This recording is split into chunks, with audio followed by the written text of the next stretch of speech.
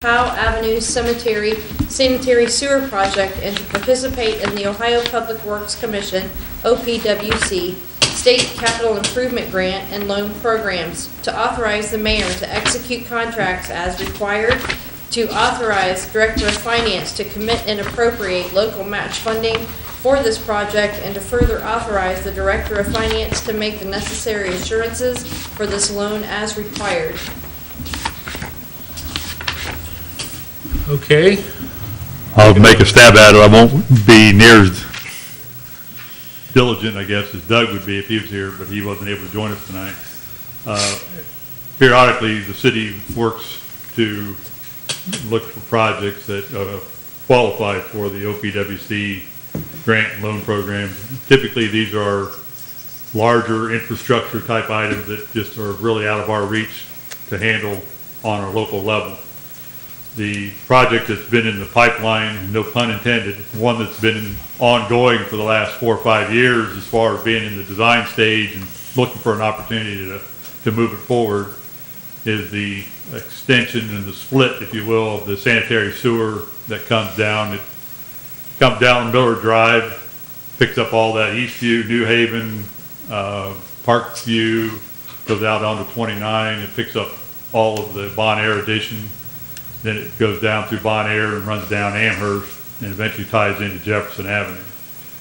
You can only imagine what kind of a load, and again, no pun intended.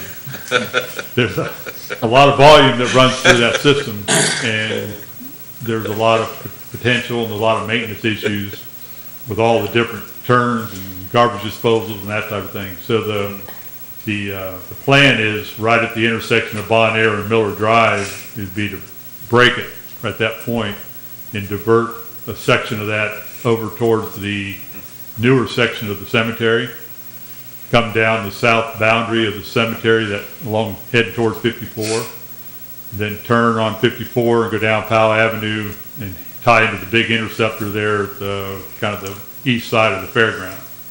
So that would just be able to take all that volume that's coming out of that east side of town and splitting it into basically two, and allow that system to operate a little more effectively, a little more efficiently. Right now, the project's pretty well designed. Still got some final tweaks to do, but not really sure where the number's going to be. Engineering estimates originally, when we first started talking about this about 3 or 4 years ago, was in the $750,000 range. I think now we're closer to $1 million, maybe even bumping over $1 million.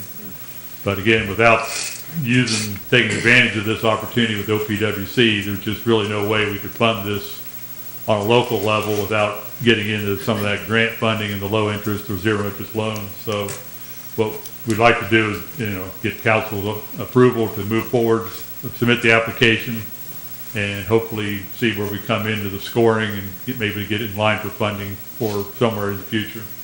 We would like to think if this was applied for this year and got approval, it would probably be, I think it was 18 before we'd actually see any of the construction going on. So, we just have to get far enough ahead of it to get everything lined up and get ready for final engineering and go out for bid and start construction. Mr. Fields, questions? Not at this time. Mr. Hoffman? It's a first reading. We'll come back next time. Mr. Scott? Your engineering was done in-house? Yeah, I think Mike started on it, and I believe Tyler finished it up. So they're, been able to handle that through there. I don't know that they've had any outside sources. I'm not familiar with it. Okay. So I can verify that and have the answer, give more feedback on the second reading. Fine. Thanks, Gary. Mr. Thackeray? No questions. Mr. Pena? Not at this time.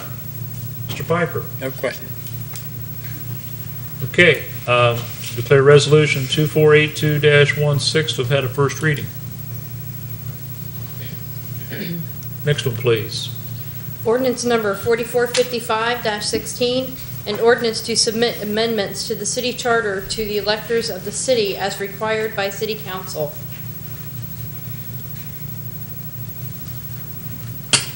Bree. This one's a doozy, but we've talked about it in work session. The big five, so to speak, in terms of what the charter needs in terms of streamlining legislation. One is, we've heard constantly from city council members as well as city personnel, there needs to be a more efficient process in order to go apply for things like this OPWC project. Giving council's blessing for something that is kind of routine in nature because of state deadlines, because of federal deadlines. If we can pass things on a first reading without having to have something sit and wait 30 days when it's pretty simple, routine matter, this would streamline the process. On items such as spending, items such as permanent changes to the codified ordinances, these legislative changes would still get 3 readings. So that's what we're going to be asking. That's one of the big things we're going to be asking voters to decide if council decides to adopt the charter changes. Another is cleaning up some language in the charter that's not enforceable pursuant to state law, and a few other items. But we will have multiple work sessions. It's built in to basically give council the opportunity to make changes, get input from the public, and have multiple first readings if we need to.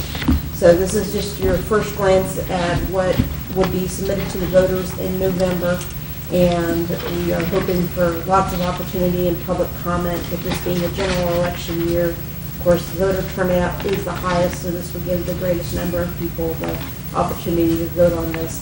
The Charter Review Commission does meet as mandated every 10 years, but council does not have to wait every 10 years to submit charter changes to the voters. So if there are anything that the community members have asked you to take a look at in terms of the charter, it's our basic framework for the city. It's what gives us the ability to adjust things to local needs when the state statutes don't always give us the best guidance, such as the 3 readings rule and that sort of thing. That's the big 5. Well, the other one is residency requirements for the 3 directors. Those were inserted in the charter in 2002. In 2008, the Ohio Supreme Court ruled that residency requirements for city employees were unconstitutional and could not be enforced. So we've got language in the charter that cannot be enforced, so it shouldn't be there. We should give it to the voters to give them the opportunity to make it valid in terms of the Ohio law. There's also provision about publication requirements. A lot of people don't read the newspaper anymore, but we are still mandated under state law and under our charter to publish things a certain number of times and publish things a certain way when there are more effective ways of getting the word out to the public, especially with digital and social media. Okay. Mr. Thackeray, questions? So this ordinance is to get it on the ballot in November. It's not to make the decisions or even discuss all the issues around the charter. No, Okay, it's so to put it before the voters of the city. as long as it's clear, we're just looking at the timing to make sure we've got it initially in time. It doesn't have to be to the Board of Elections until August, but there will be a 30-day requirement for it to rest, so we want to have it adopted by June at the latest. So once we can get it on the ballot officially, then we can get into the work sessions and work out details on things. Once the council, Between now and then. between now and then, there'll be multiple work sessions for council to take a look at it, and if some language needs to be adjusted, it can be brought back for first reading. Okay, so right now, we're just saying, let's put something on the ballot, basically. Okay, that's all. Mr. Feeny? No questions. Mr. Piper? No, thank you. Mr. Fields? Nothing. Mr. Hoffman? No, thank you. Mr. Scott? No, thank you. Okay. Ordinance 4455-16 has had a first reading.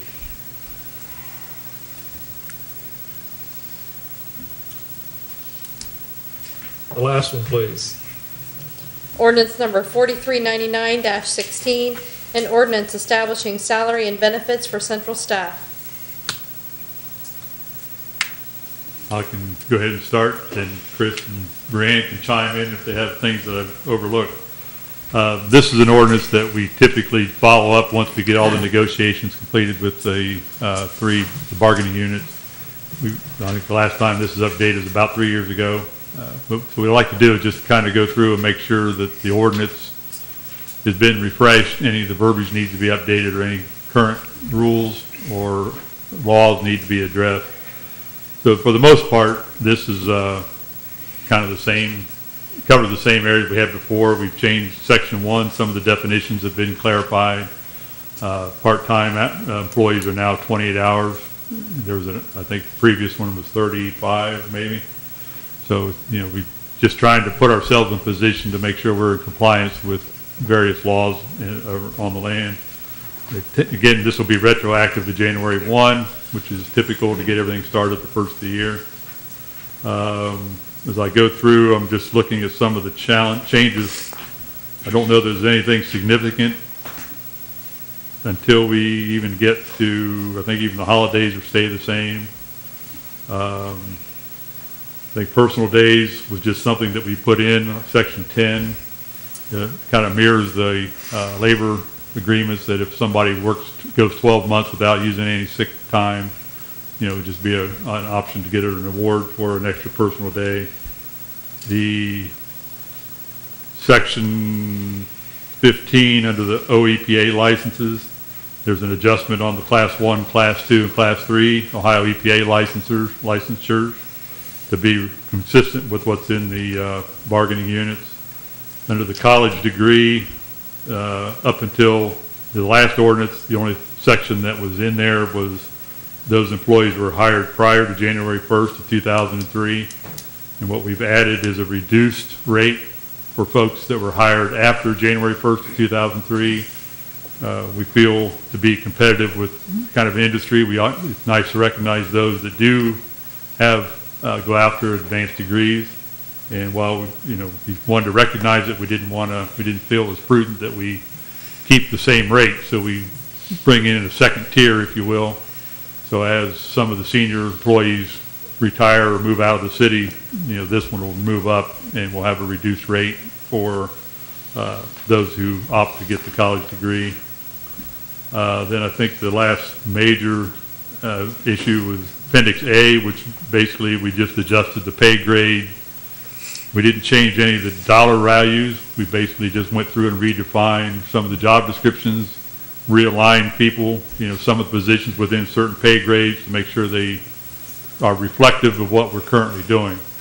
Again, you can't list every job that we have, so we try to somehow frame the positions as best we can to make them, to allow them to fit into the proper pay grade. So if we would add something between now and the next time, we would adjust this for the next time when the ordinance comes up. So that is, in a nutshell, are kind of the significant items that we've addressed, and be open for comments, discussions, and questions. Mr. Pena. I have none at this time. Mr. Piper. I have none at this time. Mr. Fields. None at this time. Mr. Hoffman. What's the E behind some of the titles? There's an E in parentheses after some of the job descriptions. I'm sorry, I don't. Appendix A. On Appendix A, there's an E with parentheses. The E's are for exempt positions, which means they're not eligible for overtime. Oh, I'm sorry. Okay, thank you. Mr. Scott. No questions. Mr. Thackeray. No questions at this time, thanks. Ordinance 4399-16 has had a first reading. That was the last one. Miscellaneous business. Mr. Fields. First off, I'd like to excuse absent member Whitehall. Make a motion to excuse. And I'll second. Is there any discussion on that? I would remind you that neither Amy or I heard from him, so if you are going to miss a meeting, please let Amy know Emailed first. everybody. So, You didn't hear from him? Emailed everybody. I didn't get one. I got You- it. Yeah, I got it. I got an email that it was It's sent to you too. All those in favor of excusing absent member signify by saying aye. Aye. Any opposed? Anything else, Mr. Fields? no. Oh, okay. Mr. Hoffman. I'm a little concerned that the Earth's going to change orbit after I saw the number of mattresses and and the physical mass that left her band last week. I was kind of amazed at how much stuff people had packed in their house, especially mattresses and couches. So I don't know what the numbers were from a 6 I can share those now, if you like. Yeah. It was unreal. We did, again, for the first time, I think, the event went rather well. I mean, for all intents and purposes, we had very few complaints, if you will. There were some folks who didn't either quite understand the rules and regulations, but once they understood them, I think they all able to get through it. Again, we started in Ward 1 when they first came into town on Tuesday, the 12th.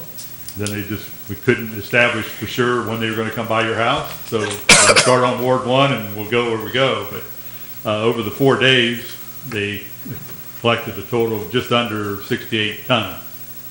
So it's a pretty significant haul, if you will, for a first-time event. For the most part, again, people were compliant. Every day we received a summary, basically identifying any locations that were tagged where something they couldn't pick up, or it was non-compliant, or just for whatever reason, and gave us an itemized breakdown of what was at that address that they couldn't take. And just back of the envelope, data collection here, I think we ended up with about roughly 38 tags over a 4-day period. And the top 3 items were TVs, tires, and items that were either outside of or not properly contained. We had one location had a basketball hoop set up, sitting out by the curb. They couldn't take it, it's just, just things that just weren't in compliance, if you will, to be able to take it. So, but for a first year, I think it went well. People cooperated. I think it was well received. We may not do it every year, but we'll probably look at it again for a couple, maybe 2 years out. We'll have to look at it. But again, most of the comments have come back been positive, and from my observation, I think everybody that wanted to take advantage of it did a nice job of putting things out. I saw quite a bit of material sitting out on the curb. Saw quite a bit moving around too. Or a few people referred to it as a free garage sale. Yeah, there was some picking going on. There was a little picking, yeah. Scrapper's dream. It was. There are some articles over on James Avenue. Yeah, we found out there were 4 mattresses that were stacked and wrapped properly. Yes. And somebody apparently misunderstood where they should place those. They thought that was okay because Big waste management. anyway. I had somebody out in the country that didn't know what was going on and thought everybody was getting evicted or moving. He said, "Hey, what's going on? All these mattresses and stuff outside." Yeah. Obviously, they weren't on a water system, so they didn't get a notice. So it was interesting. Anything else, Mr. Hoffman? No, sir, thank you. Okay, Mr. Scott? No, sounds great, Joe. A lot of junk picked up. Mr. Thacker? I have nothing. Thank you. Mr. Feeney? Nothing. Mr. Piper? I was surprised. I didn't get any calls over the stuff out on the streets either, so everybody must be pretty well satisfied. There's a handful of items that they're following up on. We forwarded our list of tagged items to the nuisance group, and they're going to make sure that if they have any complaints. And I think most of them have been pretty cooperative and taken care of it. So all in all, I think it went well. Anything that we talked about a couple of times there, anything, come up with anything yet on limbs? Well, again, the compost facility is open. We encourage people to take advantage of the compost facility. I know the guys were out when we had that storm a couple weekends ago, and they were going through with the grapple, picking up some areas where we had some big storm damage. So at this point, we'll get to things when and if we can, but right now, the compost facility is open, and that's where, I think 2010, when all of the new procedures were in place, with the corresponding opening of the compost facility, that's where people need to take their stuff. So again, if we can work through it, we'll start picking through some things, but I just encourage people to take advantage of You know, you put it in a trash can, and you put it in the trunk of the car, and you drive out there, it's no charge. Okay. Now, if you bring a trailer load or pickup load, that's a different animal. But, and if you come out in the car with some general stuff, if it is a fee, it's a nominal fee just to get it cleaned up, so. Yeah, I just needed something to go back to the people when they call me. I can just tell them that, just, Compost facility's open. Yeah. We encourage them to use it. thank you.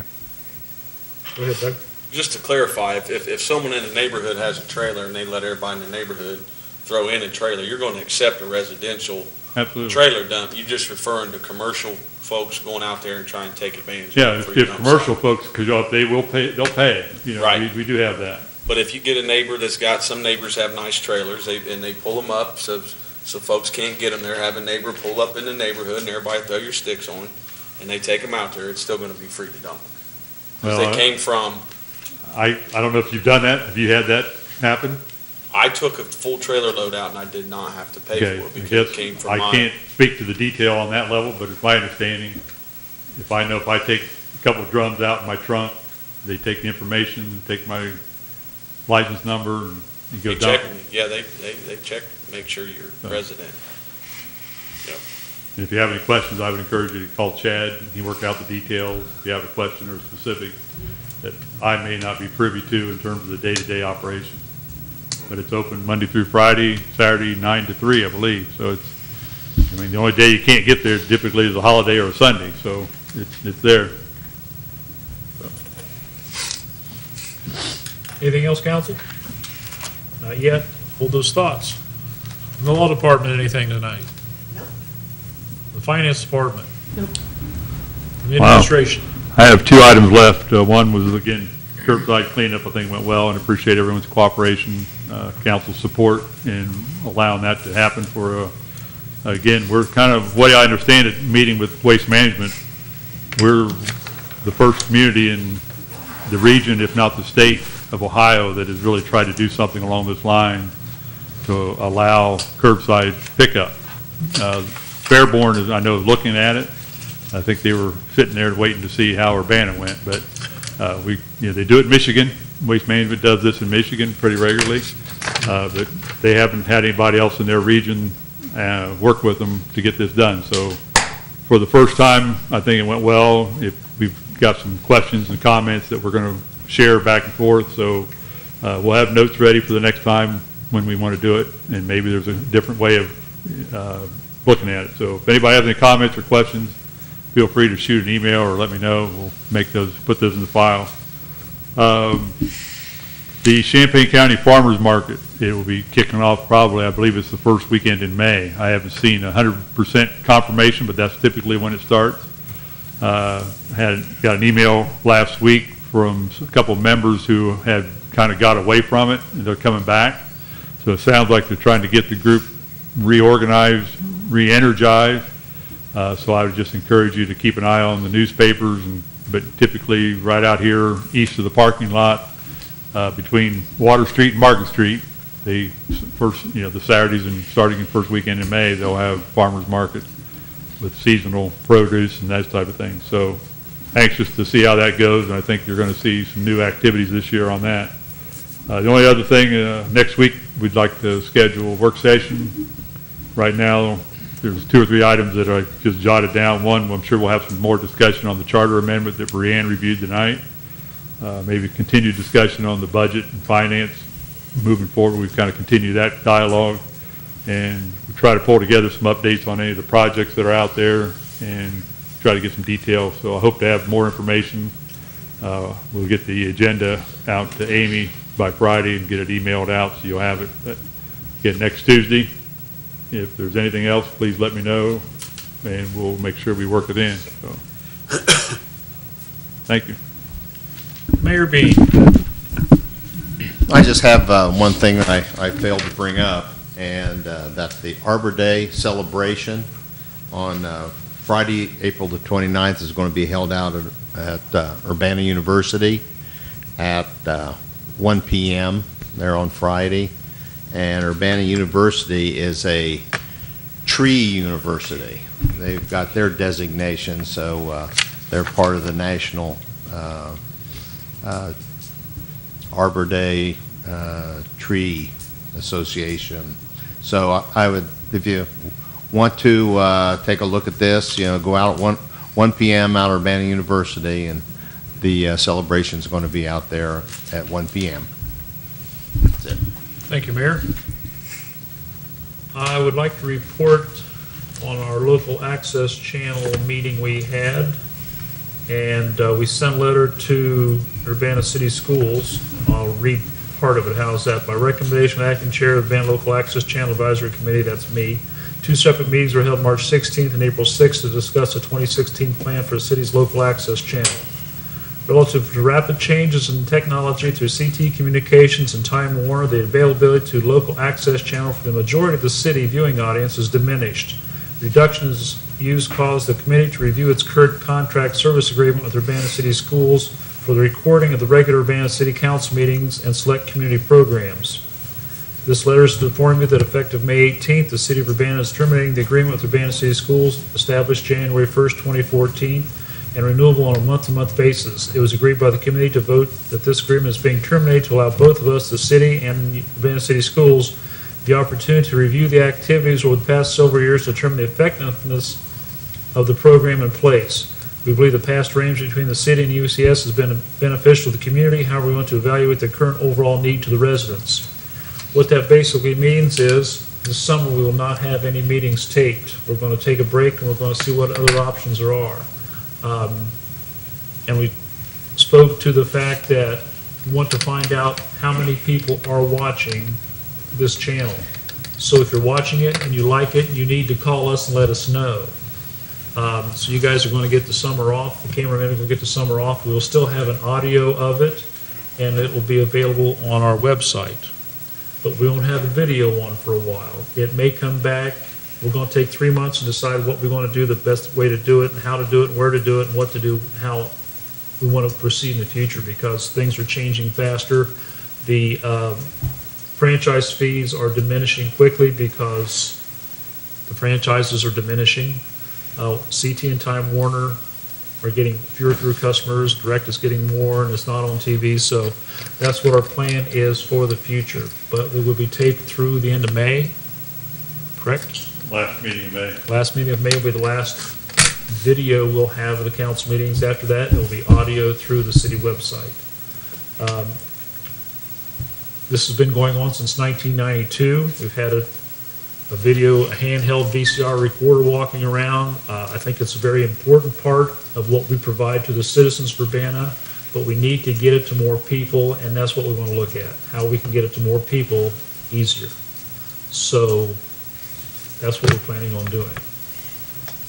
And I'll entertain any questions now or later, but tell your constituents that we do want to have it on, but we're trying to find a better way to get it to them. And that's what we're planning on trying to do. Mr. Fields. Bottom line is we're losing the access channel. And the fees. Okay. Well, we'll still have the access channel, but how's the best way to get to people? Because how many people have the access channel on their dish? We only have one cable company that Yeah, Time Warner. has, Time Warner, since CT is giving it up. Your satellites don't have the access channel. We want the people to get it, but we're not sure how to get it to them yet. So we're investigating all possibilities. So we'd have to go digital. We'll find out. Mr. Hoffman, anything? Yeah, just as long as whatever we do, we get to more people. I don't want to give up on the folks that we do have that watch the meetings. So I think it's important to look at, and I just think, when we evaluate it, if you're someone that watches the meeting and you know other people, give some feedback. Right. I know sometimes the meetings, I can't watch them. I've got, DirecTV, no one, So, but if people watch them, let us know, and we'll look at some alternative options, and if we can get better viewership or more outreach, I think that would be a good thing. That's what we want. Yep. Mr. Scott? I think it's important for the historical aspect to have a recording of the meetings, period. Something you can fall back on to see what was said, when it was said, how it came about, I think video would be much better than just audio, but I guess that's what we'll have to do until we find the right direction to run. It's, Normally, I mean, in the history in the past, we've gone to one meeting in the summer because people are busy on vacation, and we may do that again, but we haven't decided anything yet. But, I mean, you know, so we've had a great relationship with Urbana City Schools. These guys have done a great job. I think some of them have, believe it or not, you guys have learned a lot and have gone on into TV production. We've even heard back from that. So I don't want to give it up. right. I didn't want to do this, but it's time for us to come to, it's got to be better. It's got to come down to how are you best going to serve the people, and it seems like it's going to have to go internet or, you know, a live stream or something along those, or be able to feed it to the website. People can click on the website and watch a meeting. That's what we want. And that's what they can do now, but we got to get it to them Yeah. easier. Okay. Mr. Thacker? I like being proactive. We could just wait till it goes off. And we aren't doing that, so, No. I mean, we're being proactive about it. We're looking Right. for a solution before time runs out, so I think it's great. There are options and alternatives out there. And we just need to study them, research them a little bit more, and figure out what fits the best. Mr. Pena? I agree with what all these guys are saying. Also, we need to incorporate some of these young people here to tell us how to do some of these things and reach these people. They got some creative minds, and might as well use that resource. Mr. Piper? I have no questions. Okay. Mr. Hess, I might just piggyback on a couple of those comments, and I think you've hit on some of the things we've talked about in the local access channel committee meetings. You know, the LAC really was kind of revolved around the local access channel, and I think one of the things that we've looked at is how relevant is it anymore. You know, we're not really staying up with the technology. Doug commented, everybody's commented, you know, we've got to figure out how to get out and reach the people. And there's still, you know, you've got the demographics that some really need the TV or want the TV, others want newspapers, others want, you know, they want to hold it in their hand and have it in their pocket. So we've got to be able to see, you know, how relevant are we and how do we respond to that? So Tony hit the nail on the head. I believe we need input from people who are tech savvy that have ideas, because Fred Flintstone here probably isn't the best person to try to help figure that out. But we've encouraged feedback, comments, and we will, again, we're going to take the time to, over the summer, to try to evaluate how do we get this package and how do we present it. So, Doug? Yeah, Facebook's got a live stream now. We could live stream to the handhelds and people could comment. It might get nasty at times, but it'd be a live look at what people watching the meetings are thinking. Well, the meetings are available now if you go to YouTube. And is it Urbana City Council, Urbana Ohio City Council? Urbana, Ohio, LAC. There you go, whatever it is. And I've been there, and it's a good way to see it, and you can stop it anywhere and continue at any time and carry it around with you. And an old guy like Barney here and Fred, you know, we can get it done, but it's how do we get most of the people in the city and continue. It was too bad when the cable went away, I guess, because that's when everybody watched it. And everybody called and complained about sound and video and what he's saying, but they watched it 8-10 times a week. So I don't want to get rid of it, but yet I want to make it better for everybody, and that's what the LAC is trying to do. So I want to let you guys know that so you can mull it over. And that's all I got. I have more, but that's all I'm going to go with. Thank you. I'll make a motion we adjourn. I'll second. All in favor of adjourning tonight's meeting signify by saying aye. Aye. Any opposed? Good night, Mrs. McGillicuddy, wherever you are.